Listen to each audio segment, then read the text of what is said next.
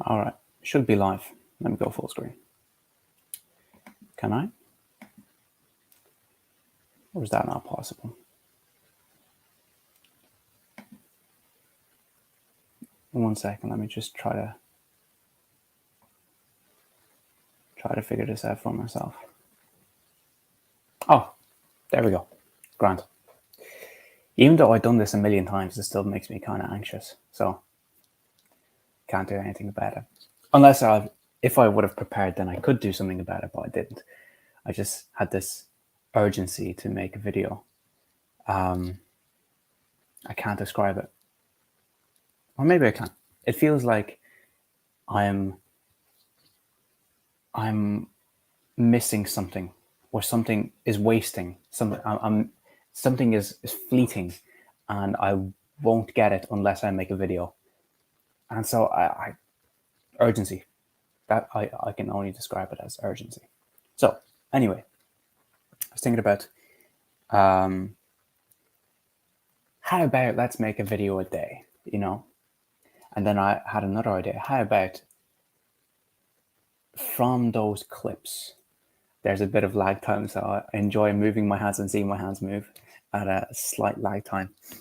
So how about from those clips, from those videos, I take clips and put them in either separate channel or in probably this channel, but as the YouTube shorts. So you can spend like 30 seconds learning one topic and just get the gist of it. Like a good quote will explain everything you need, the basics or the fundamentals. That's what I mean. So like when you're in dire straits, especially about something serious like love, you can't, you have no time to watch a 20-minute video, a 30-minute, an hour-long video on how to solve your relationship. When you're in dire straits, like urgency, it's just urgency. I need the results. I need to know what to do to make this thing work. So that takes effort, man. I don't know how. It just takes effort. I'm just fucking bullshitting myself, not, goddamn, not clarifying exactly what I want to talk about. I think I used to do that back in the day. I used to actually plan my videos. I would write everything down on paper, and then I would figure out the flow of it. So I would I would say it in front of the camera like 60 times until I get it right. So I'll make like 60 videos, and once I get it right, I make an extra one. So I have that boost of energy. Anyway, I don't know why I'm still anxious, but let's get through it. So I'm reading this book, Hold Me Tight. I got a hold of Mark Manson just for a moment, and I emailed him about I want to be a dating coach, and what books would you suggest me to read? And obviously he suggested his one, Models by Mark Manson, but he suggested 4 other books, and this was one of them, Hold Me Tight. And Getting the Love You Want, or Getting the Love You Want, I think. The book is in there. Hold Me Tight, and a few other books that I don't have yet. And this was a year ago. Like, I haven't read them. Like, I'm slowly getting to this one. Maybe I'm 50 pages in, 54. Like I said, I don't enjoy reading. But I think it's beneficial when I underline stuff. When I read, this is how I like to read. Actually, who was it that taught me? Dale Carnegie, How to Win Friends and Influence People. The book tells you how to read it. I find that fascinating. So the book gives you instructions on how to use this book most efficiently. So I remember like 3 things. It was read a chapter quickly, get a bird's eye view of it. Then the second time you read it, take a red pen and underline the main points, so that when you're revising the book in a month's time, you get the main gist of it quickly. And that was the third thing. You have to revise the stuff over and over. You forget. What was it? Memory is so faulty. It's not as good as we think it is. And so revising stuff that we already know helps memorize it better, helps bring it up, whatever. I remember I was recently reading the notes I made on my phone, and I was relearning this stuff. It was fascinating, learning about dating, learning about approach, game, fascinating stuff. And I had a few insights.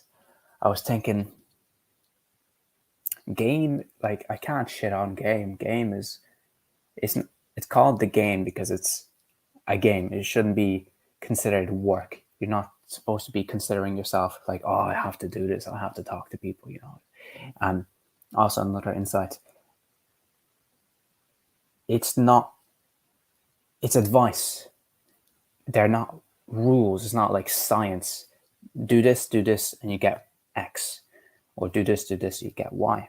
It's like art.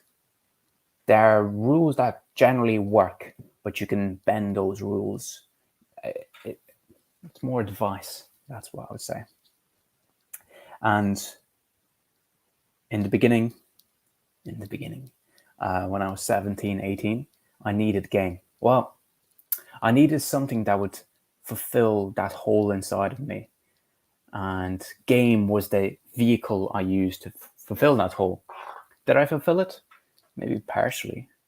I don't know if I was like, yeah, I got it. I was happy. Absolutely. I was happy about it. It was fun. And once I got better at it, it was even better. But it didn't solve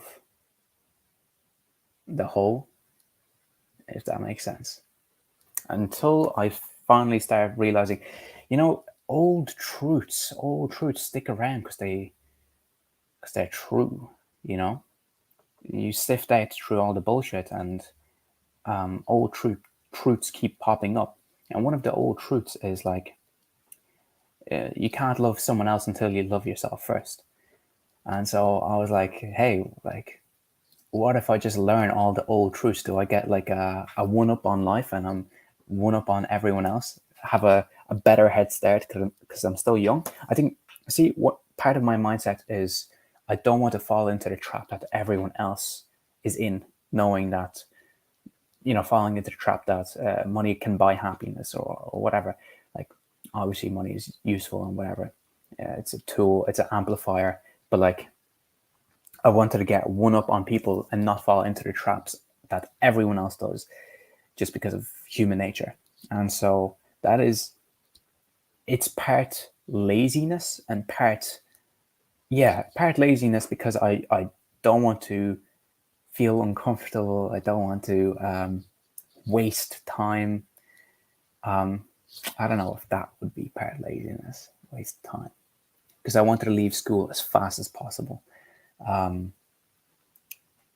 I think of it as laziness, but maybe it's probably a mixture of something else too. I don't want to waste time on things that I don't really care about. I don't want to waste time. I want to be ahead as fast as possible.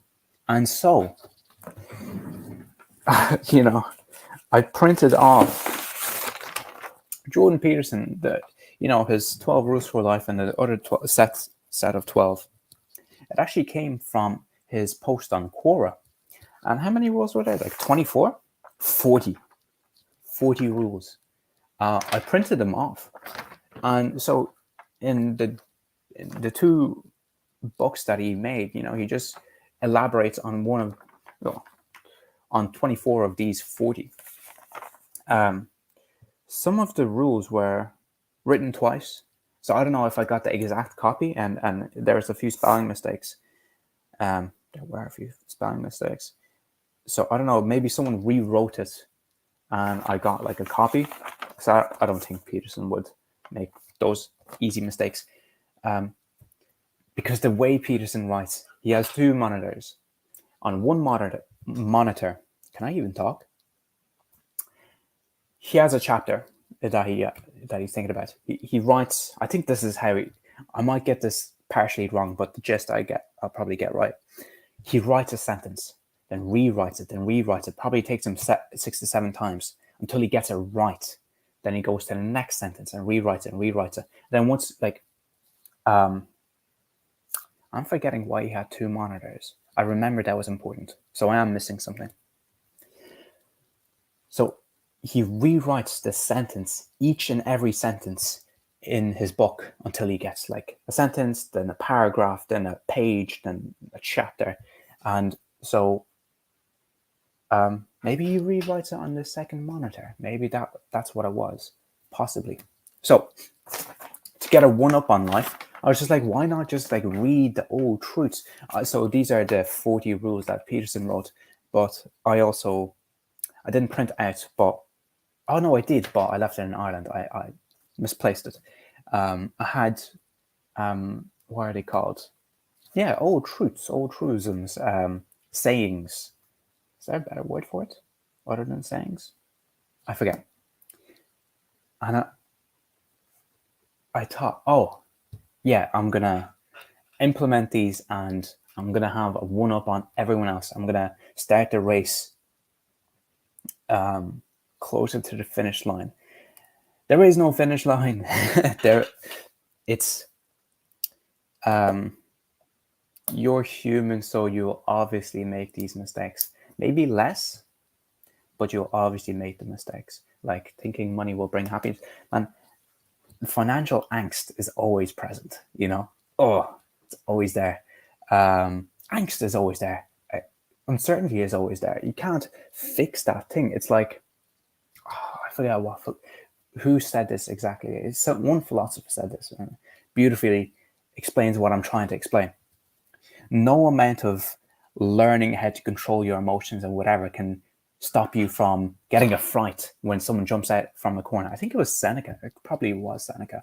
Like, no amount of like learning and reading will stop you from getting a fright when someone jumps out from a corner. So I think that's exactly it. And I'm not saying that, oh, well, then advice is useless. I'm not saying that. Just in my case, the way I was trying to use it was I was trying to, I think a lot of us do, but mainly me, because I can only speak for myself, is that I was trying to get to a place where I have no problems. Problem solved. Another part of why I had amazing morning routines and an evening routine, wheatgrass, meditation, reading, workouts, workout again, you know, my morning routine were godlike. Journaling, oh, that was so good. I thought that would eliminate all problems. I would have no problems left. That's it, done. Also, I was young, so I didn't realize how many problems there are to life, and I still don't because I'm still young. So, another issue. But that was a tool. I was striving for. I can relax now. Retirement from problems. I would like to. I think that's what we strive for when we try to make things better. I can relax now. Retirement from problems.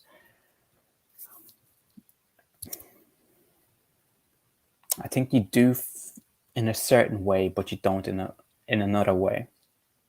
Like if you have a job and you have a boss, the boss is going to tell you what to do. But if you're self-employed, you have to be your own boss. So you're not entirely retired from that problem. You have another problem now. You have to have the inner voice to make you do the stuff that you don't want to do. So the problem is still there. I don't think you can retire from problems. Someone had the quote. What was the quote? I'm going to butcher this. Only the dead don't have problems. Something like that. Like the quote is way bigger, but only dead people don't have problems. So you should pray to have problems. So I think that's what I was trying to do: retire from problems, learning these 40 sets of rules. How can you remember 40 sets of rules? You can't. So I think that's why Peterson focused on 24. I can't remember them off the top of my head. I haven't read the second book though. I bought it and then I left it in Ireland. Now I'm in France. I wasn't motivated to read it. Don't know why. But its first 12 were nice. I think my favorite one was Tell the Truth or At Least Don't Lie. Only because when I implement that and clean up, I don't know if this is a chapter, but this is just some advice he told me. He made a video about clean up your room. Simple, so simple. It's stupidly simple how effective it is. So the first time I done it, I think I was 16 or 17, I can't remember. And I was like, okay, let's do this. I think I remember making my bed. That was the biggest thing. I changed the sheets and I made my bed. And it was such a relief. And my bed was beautiful. And I was more ready to start cleaning up other parts of my room. And, you know, when you sit down and you're like, well, like my room's fantastic. It feels like an accomplishment. It feels great. Before I left to Latvia, I organized and cleaned up this room. It's small. I don't have that many stuff in my room, but instantly I felt amazing. And I was like, oh, it just brought me right back to when I was 16 or 17 and I cleaned up my room and Jordan Peterson mentioned it. I listened to a lot of personal development advice. This so simple, but highly effective. Anyway, I'll loop this back.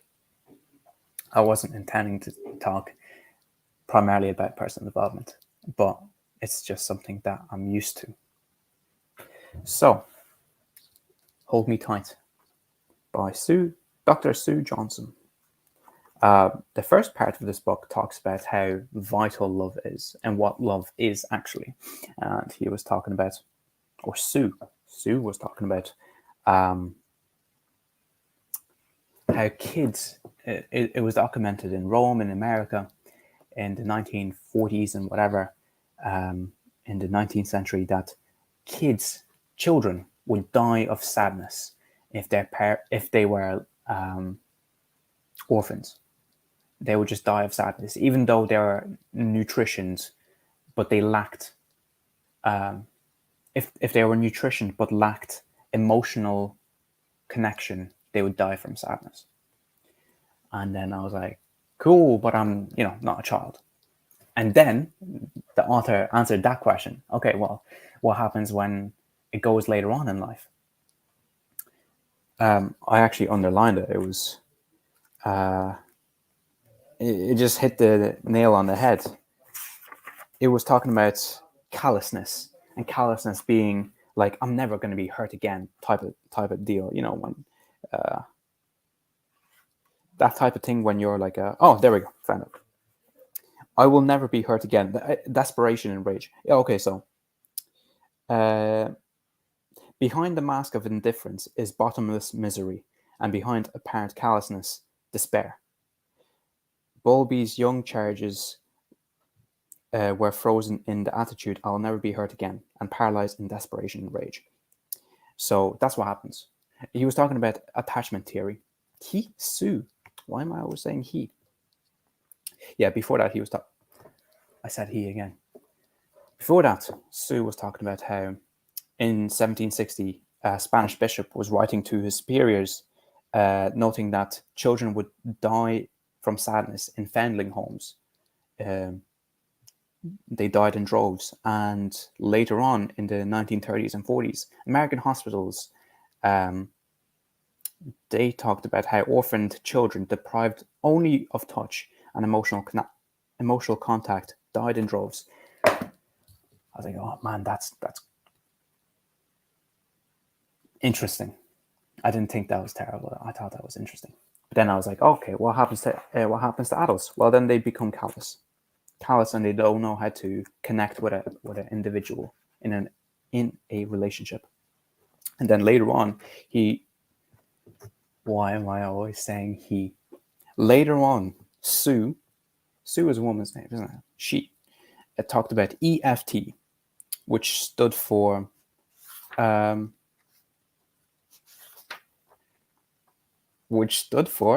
think I didn't underline it. Damn, I think I should have underlined it.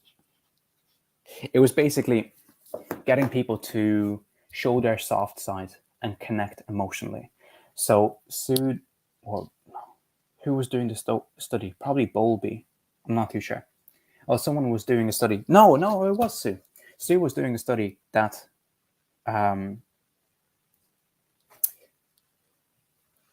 she was taking in patients. She was taking in clients who had relationship issues and figuring out, okay, what's happening and how can we solve this? But it was very logical. This is how I understood it. It was very logical. It was learning how to talk, learning how to communicate, learning how to understand each other's point of view. But the people would come back and say, that was cool, but it didn't solve the issue. I still feel like I'm gonna die. Like, this is terrible. And then Sue was like, okay, maybe they are right. Maybe the client is right and I'm wrong. Maybe the teaching is wrong. So Sue would rewatch the clips of the interviews and the sessions, and found that they were talking on the intellectual level and not on the deeper emotional level. That when partners were arguing, they were arguing upon many things that maybe matter, maybe don't matter. But what they're actually trying to say is, are you here for me? Can I connect to you? Do I matter to you? More fundamental emotional problems, and the surface level intellectual stuff were symptoms of those deeper emotional problems. So, easy example, husband is late and the wife is like, you're always late, like, how could you do this to me, and whatever, that type of stuff. And he's like, don't stop eating my ass, or whatever. I forgot how he said it, but he said it, I'm trying to paraphrase and I'm doing a bad job of it. But basically, what the woman was actually worried about is that the husband doesn't care about her and is not invested in her, and she's losing that connection. And he's angry about her always nagging, and I think he was feeling like he's letting her down, and then he was losing that connection. So they were talking about, I think he described this type of conversation as demon dialogue, and something polka. He always said this something polka thing. Demon dialogue. Yeah, I got that right. Man, I should have. I was reading this more when I was flying. It was quite a long flight, but emotional polka doesn't really matter. But it was a demon dialogue that they were getting. They weren't getting anywhere with their intellectual dialogue, and what they're actually trying to get to is, do I matter to you? Can I connect to you when I'm hurt? More deeper level issues. So the answer to that is, they had to learn to be brave enough to show their raw, soft spots. They had to be brave enough to open up to their partner emotionally and say whatever the actual problem made them feel. So with the woman, it was that her father left her when she was a child, and her husband being late reminded her of her dad. And her dad used to send her letters or messages saying that, that he loves her and whatever, but it didn't mean anything because the father was absent. And so she was reminded of that through her husband's actions. And what she was really expressing was, I'm feeling lonely when you're gone, and I need your presence, or I need to know that you love me, and whatever. And my bickering is just an expression of, I'm unsure and I'm lost and I don't know what to do.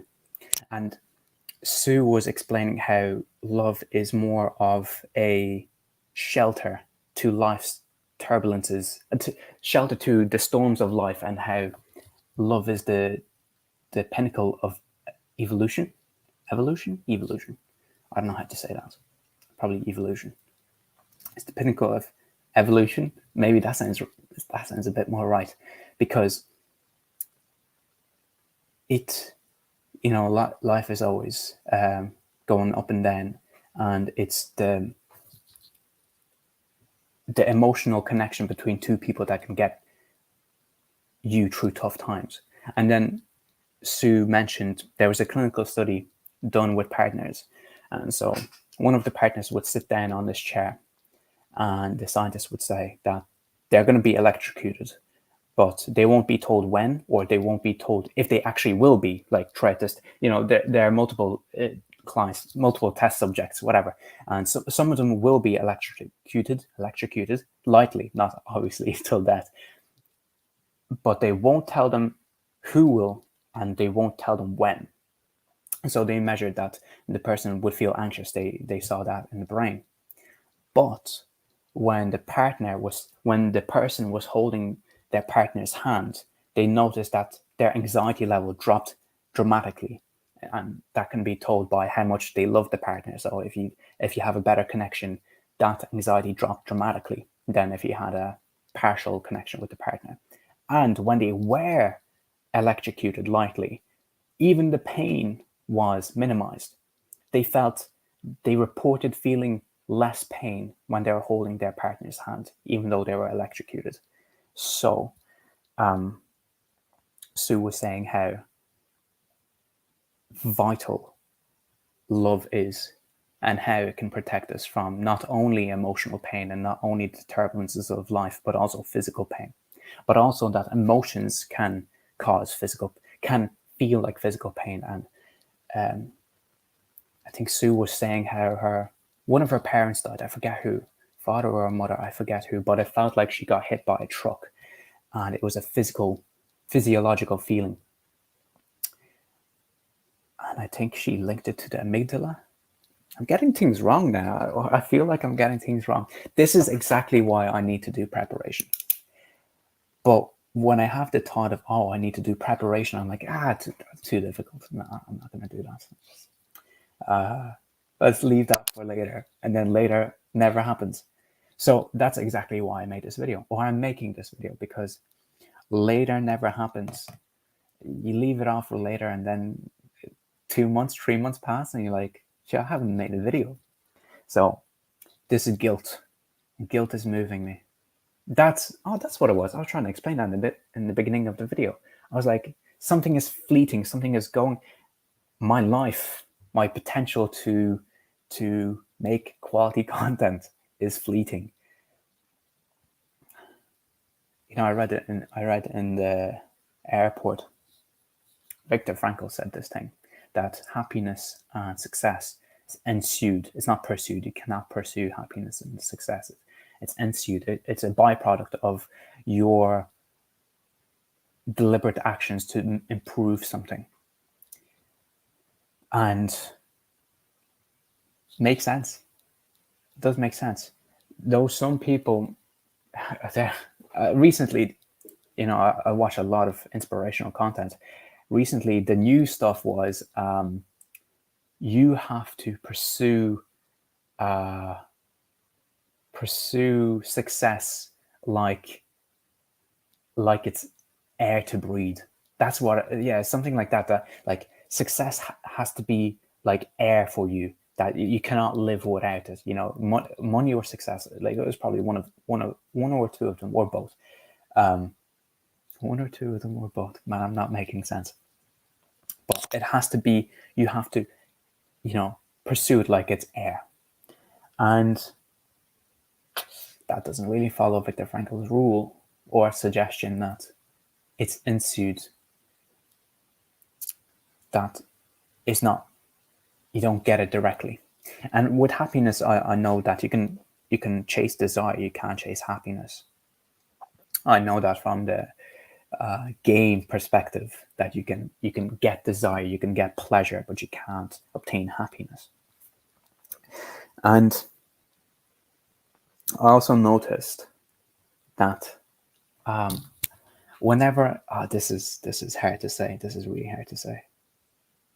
Whenever I'm cringy, when I do stupid stuff, I think people that can allow themselves to be cringy, to be uncomfortably funny, are one of the most confident people out there. I cannot do it. I feel embarrassment. I feel deep embarrassment. My humor is just stupidity. Not always. Some part of my humor, I enjoy stupidity. I enjoy stupid, funny memes. I enjoy. Sometimes I enjoy simple humor. Like sometimes a simple joke just gets you. Sometimes complex jokes like Dave Chappelle jokes, or who's that fat ginger? Louis C.K. Is he even ginger? I forget. His jokes are quite complex. Amazing. I enjoy that bro jokes. That what's his name, man? What's his name? He was on Joe Rogan recently, a few times actually. He makes amazing skits. What's his name? Shane Gillis. I enjoy his jokes so much. He has that bro energy, that like just white trash bro energy. I just love. I can't get enough of it. I think the first time I saw Shane Gillis, I thought he was copying the guy the comedian that recently died last year. Recently died? No, he died last year. Also, one of my favorites. Total psychopath. What's his name? Norm Macdonald. I thought he was copying Norm Macdonald because of the way he was delivering his jokes. When he was on Joe Rogan the first time, the way he was delivering his jokes, I thought that was copying Norm Macdonald. But then later on, he described how he does his jokes. In the beginning, he was just copying memes. And so his jokes were meme focused. And maybe that's one of the reasons why I felt such a connection, because I love memes. Memes are fantastic. It's a quick, short dopamine hit that I enjoy. And Shane probably, well, he developed on that, and he improved on that. But they're just funny. They're just bro. They're just white trash bro funny memes and jokes. And you know, he's comfortable enough to say some sensitive stuff and some funny stuff. And that's what I love about him. And so I think that people that are capable of showing their cringe side, showing that idiotic, you are going to be removed from society's side, are one of the most brave people on the planet. I cannot be that brave, or not at the moment. I'm not that brave. Like, I can't do stupid faces in front of anyone, other than like my brother, or like, that's it. Actually, I can't do stupid faces in front of anyone else. So yeah, those who can show their cringe side, I think they're brave as hell. I can't do it. Not yet, anyway, not yet. And I noticed that when I do pursue that a cringe side of myself, I feel happy. Even though you can't pursue happiness, but this is like something that I'm working on, and this is like maybe like an issue I have. I'm hiding from what makes me laugh hysterically. I find making people feel uncomfortable in public hysterical. I remember the last time I did that, France. I was coming from a stampede. I was coming from a firework display, and once it ended, everyone was coming. I think there was like 60,000 people on this beach. Everyone was going to their cars. And I remember clearly there was a young family in front of me, and I was just making this uncomfortable, rapey laugh. Like this is, oh, I can't describe it. I was doing this stupid rapey laugh. I can't describe it other than that. And I noticed that the kid was feeling extremely uncomfortable, and that made me. I can't describe it, and I'm embarrassed to say it, but it's funny. It's hysterical, and I'm sweating now just thinking about it because I guess I'm hiding from what I find funny, even if it's psychopathic. Maybe it's probably psychopathic. But yeah, I find that like whoever can do that, brave as hell. They're brave. I can't do that yet. I tried. My girlfriend said she does those stupid faces and shows her weird side with her friends, confidently, easily. Maybe she didn't say easily. Maybe it just took time. Maybe, I don't know. But she does, and I can't. And I'm like, fuck, I have to improve on myself. But then she said something that was like true. I don't think I have like, man, this is tough to say. I don't think, shit, I can't say it. I don't think I have met people that have the same type of humor as me. But if I had, then I'm probably not with them now. Because if I was with them, I probably would be the way I naturally am around them. I think I'm naturally the way I am around my brother because I'm most comfortable with him, and I know we share the same humor. I think I adopted his humor. But I think only one other guy, Chris, another Chris that I met in France. Surprise, surprise, he's also Irish. I think he has not exactly the same humor, but similar. Because Irish people, we're quite self-deprecating, and we like to joke around and stuff. So kind of similar humor there.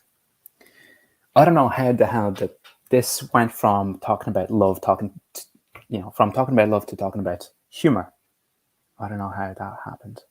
Anyway, so I think what has to happen is I have to make short 1 minute videos on the essentials about love, about relationships. Because if you're going through a crisis, you can't watch an hour-long video. Someone just sent me a message. You can't watch an hour-long video about like, oh, how to solve your relationship or things to improve on and stuff like that. Like you just don't have the time. You don't have the energy to watch those types of videos when there's urgency. So it's going to be tough. I'm not ready for it now, but you just have to do it, I guess. So that's something that is going to happen. Next, what's going to happen? I challenge myself to make a video a day. So that's the next thing that's going to happen, a video a day. I'm going to have to find like a bunch of random Pexels is the website I use for the free photographs that I use for every single video that I have. Pexels, really good, like top quality photographs. I'm just bad at taking photographs. So my Instagram is barren. There's nothing on my Instagram. Just bad at it, not good. And so I use Pexels. Pexels, people put it up, and not only can you can use them and royalty free. It's amazing. I love that stuff. So Pexels. So I'm going to use a lot of Pexels photographs that won't make sense to the thumbnail. So that's going to happen. Video a day. That's the next challenge. I did that for 100 days, so I can do it again. I feel like I'm missing. I'm not fulfilling my duty if I don't do that. And also another part of my laziness. That's how I got to jokes. I talked about laziness, and yeah, another part of my laziness was, finding your purpose. For me, I was trying to find my purpose, find my passion. What am I supposed to do in life? That actually came from a laziness perspective, not like, oh, what do I have to do in this life to fulfill my prophecy, to fulfill my truth and what I do best. The reason why I say that was the reason why I was trying to find what I'm best at or what my purpose is, what my mission is, so that I don't do anything else. So I can, stop doing everything else and do the least amount as possible. And then only recently I realized that I'm just being lazy about it. I'm not doing it for nobler reasons other than let's not do anything else. The productivity was actually hiding from other things that I find uncomfortable and don't want to do. So I was doing productivity for laziness reasons. Probably other reasons too, but like I said before, I want to be, part of my mentality is to be retired from problems. And so the productivity to learning philosophy, deal with life problems and be done with it. Don't have to return to it. Never works. You're still human. You're still, I'm talking about myself, I still am flawed. I think Stoicism helped me. Stoicism for me was kind of a game. And when I learned amor fati, love your fate, when something bad happens, amazing, I love it. Like, I'm glad this happened to me. Like that, it's a mental mind fuckery. It's you program yourself to be thankful for what fate has brought to you, because fate has brought it to you, or life has brought it to you, and so it was obviously meant for you, and it was obviously good. You can bear everything in life, and if you can't bear it, you're probably going to die, but you can bear everything in life, so it's good for you. If it's hard, it's probably going to develop your character. If you break up, character development. If you miss the bus, great, you can journal. If you can always find a positive.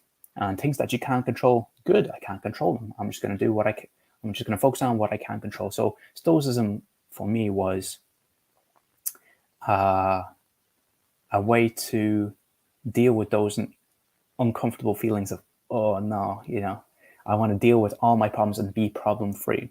So that was another journey of mine, my journey of perfection. But what I actually was problem free. I don't want to have problems. So I don't think it works like that. I don't think life works like that. So you're never going to be problem free. So I think simple advice is best. Jocko constantly talks about discipline equals freedom. Joe Rogan constantly talks about discipline equals freedom because he quotes Jocko Willink. Joe Rogan multiple times. See, I want to live this life and think, I wish I never. No, sorry, I'll rephrase it. I don't want to live this life without ever being funny. I don't consider myself funny. I don't think I've ever been funny. I don't think I ever made a joke that made people like laugh hysterically. And Joe Rogan was talking about how him and other comedians write jokes, and it's tedious as hell. It's uncomfortable. When you see a comedian perform, it looks so effortless. Sorry, I'm like, what the hell is going on with me? It looks so effortless. It looks easy. It looks like it just happened, And one comedian one comedian that he had on his podcast met another comedian. He said, "Oh my god, it's so crazy that was so easy for you." And he said, "Easy? I write 8 hours a day. It's not. It's hard as hell, And I was like, shit, maybe that's the secret. Maybe I have to like grind it out, and then I'll be funny. And so I think I wrote 3 pages of jokes, but I didn't refine them. Joe Rogan explained it once. I listened to it once. He said, I might get this right, I might get this wrong, I'm not too sure. He writes out a bunch of stuff. Well, he gets high for 3 hours, and then he just writes 10 pages. And then he'll find a joke that he thinks can work, and then he'll take that into a separate Microsoft Word document and try to elaborate it, find a way that makes it work. And then he gets it. Then that's one joke. From like 10 pages of writing, he'll get that one joke. Part of me just isn't willing to do that. Part of me is like, oh, that's too difficult. Am I willing to push through this pain to get momentary happiness or momentary laughter? At the moment, I don't feel like it, but discipline equals freedom, and I don't want to live life where I'm never funny. So I think that's just must be done. So that's another part of my morning routine. Now, so I started doing push-ups. Another part of my morning routine, reading this book, writing jokes, and making videos once a day. That's it. 4 things. Video once a day, writing jokes, reading the book, and doing push-ups. That's it. I think that's good enough, because I had no routine. Recently, I didn't have any routine, so, I need one. Kind of gets my mind on track. I think I should wrap this up. I have a barbecue to attend. So, yeah, recently I was on a holiday. I'm back. I don't know if this microphone is good or not. I know it's good. I don't know if I'm using the laptop microphone or if I'm using this microphone. I really hope it's this one. And I really hope it's clear. Anyway, I think I have to wrap this up. I'm just talking about nonsense. Anyway, I'm glad I started this video. I'm glad I did this video. Because I would have put it off. I would have tried to make it perfect and wouldn't do anything. Oh, man. I didn't even read the comments. There's comments. Oh, damn. D-Wei Chang, I remember you. Of course I do. And Esmeralda, for some reason, I don't remember you. So, yeah.